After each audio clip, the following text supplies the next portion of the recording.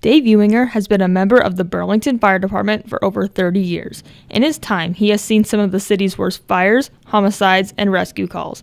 He has been a vital member of the team and has earned the awards that have been given to him. He is one of the longest-running members of the fire department and a role model for all of the new members. Here at the Burlington Fire Department, we do obviously do firefighting. We run 5 advanced life support ambulances. We got hazmat truck, hazmat team. Pretty much whatever the public needs, we'll go ahead and do it for them to the best of our ability, or to the best ability that we have with the equipment that we've got. We do about around 5,000 ambulance calls a year, about 300 fire calls. Before graduating from high school, he knew he wanted to be a firefighter. He began looking into programs for EMT and fire rescue. In high school, I was the fire chief for the day in the Youth and Government Day. That was when I was a senior, I suppose. I got my paramedic at the University of Iowa in 1988, and was a paramedic for 22 years up until about 6 years ago.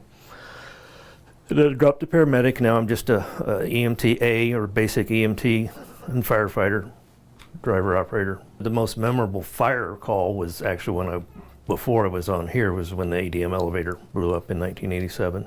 I was on West Burlington at that time. I was on the first West Burlington truck that went down there. I got an accommodation here back in the mid-1990s. Maureen and the kids and I were up in the Quad Cities for something, and on the way back we had a traffic accident. Head-on collision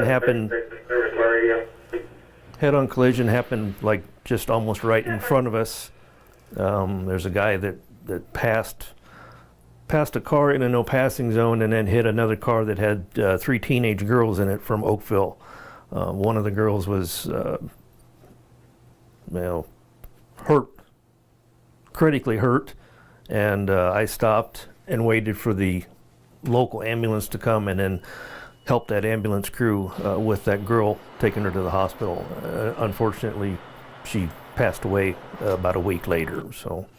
But that was a situation where I received an accommodation. One of my shift officers here put me in for that accommodation that came through City Hall. With only 2 years left, Dave has put in his time and is ready to start slowing down into retirement. When I leave here, my pension will pay me 82% of what I get paid now. It's one of the better pension systems there is.